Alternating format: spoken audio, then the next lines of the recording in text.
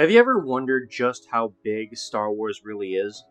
On screen, despite how impressive the movies are, we've only seen about 17 planets between the originals and prequel movies, or 45 if you conclude all Star Wars films to date of this recording.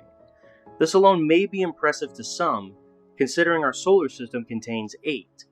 However, according to Star Wars Legends material, there are around 460 named planets within the setting. But how did they get there? What caused their creation? How did the galaxy itself form? I'll dive into this and more in our episode today. Welcome to Crimson Command Gaming's Galactic Anthology series, Star Wars Legends 1, The Galaxy. In the beginning, there was nothing. Then an event known as the Big Bang occurred, and from that came the known universe.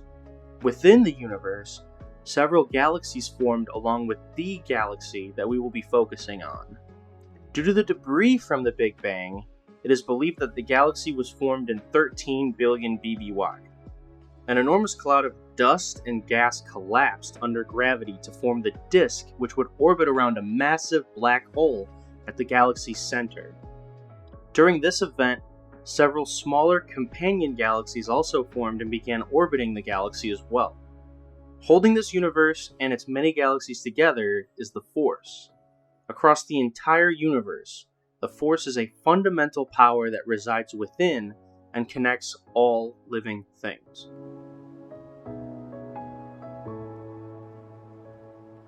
At the heart of the galaxy far, far away is a supermassive black hole that massed about 400 million suns. This is known as the Galactic Center and what the galaxy's luminous disk orbits around. The galaxy itself stretches about 120,000 light years across and is composed of around 400 billion stars. These 400 billion stars are spread across the galaxy's many regions. The first region surrounding the Galactic Center is the Deep Core. The Deep Core spanned 7,000 light years and was where 30 billion stars resided. Due to the large concentration of stars within such a small region of space, the gravitational pull from both the stars and the black hole at the galactic center severely warped space-time. This region of space would be one of the most difficult to navigate and would remain largely untouched for millennia, aside from a handful of planets close to the core worlds.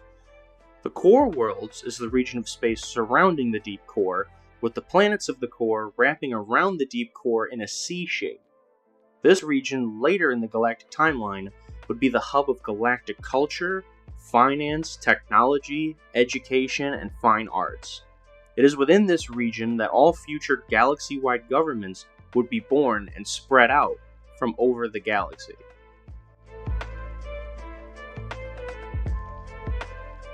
Just beyond the core worlds is the Colonies, also known as the Colonies regions.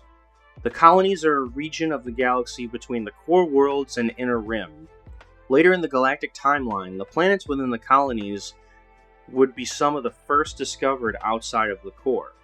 Next to the Colonies in the galaxy is the inner rim. The inner rim, or rim, would be the next batch of planets settled after the Colonies along in the timeline.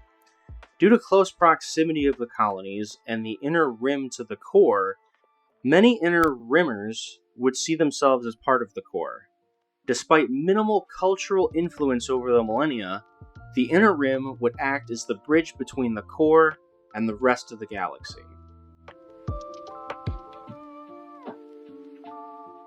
The expansion region is next on the galactic region roster. The expansion region itself throughout the timeline would be made up of predominantly corporate-controlled worlds.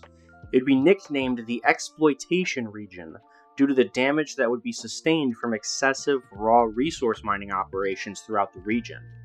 Colonization routes would shift due to many systems being stripped entirely of all their resources. Eventually, the region would settle down over millennia, but not before catastrophic damage would be done to it. After the expansion region lies the mid-rim. In contrast to the events that took place in the expansion region, the mid-rim had fewer natural resources and escaped the corporate catastrophe that awaited the expansion region. Within the mid-rim, colonization would take place slowly over millennia.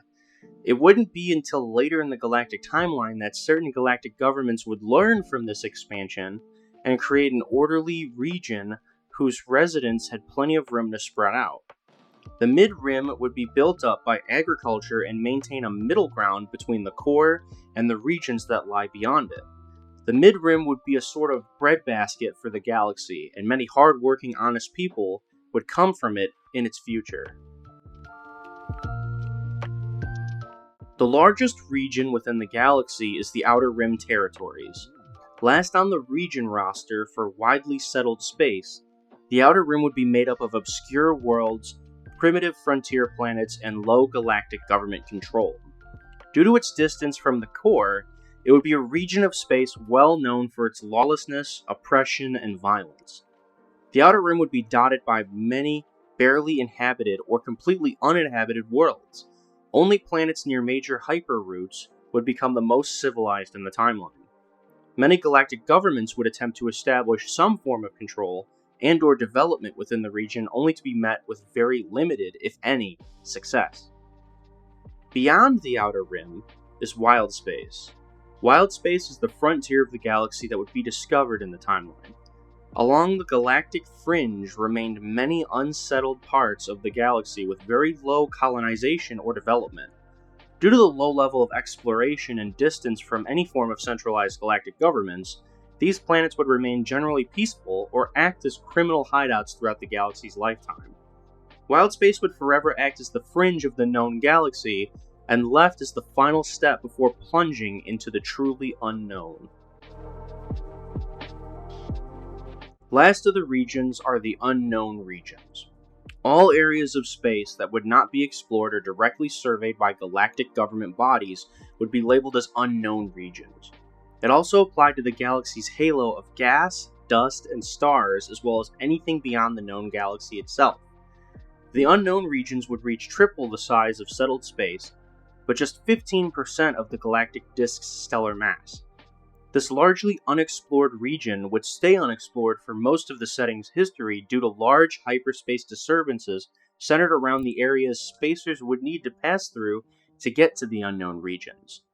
This tangle of disturbances split the galaxy in half, forming a galactic barrier that would leave the western half of the galaxy largely unexplored. Beyond the galactic disk is a huge sphere surrounding the entire galaxy known as the stellar halo. Composed of hundreds of thousands of lifeless and inhospitable stars within 100 light years. The stellar halo was the last layer of the galaxy before reaching one of 7 dwarf satellite galaxies. These satellite galaxies, ranked A through G, would remain largely disconnected due to extremely complicated travel outside of the galactic disk. Outside of the galaxy, beyond the regions, expanding ever outwards into the howling dark, lies the Intergalactic Void. The Intergalactic Void is a vast, nearly empty region of space between galaxies in the universe.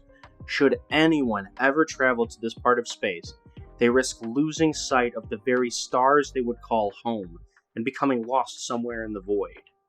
So in conclusion, the Star Wars galaxy is vast, and would be the heart of hundreds of stories involving many civilizations, technologies, galactic governments, conflicts, apocalyptic events, and more. Many times the fates of quadrillions of beings would be decided by a handful of individuals.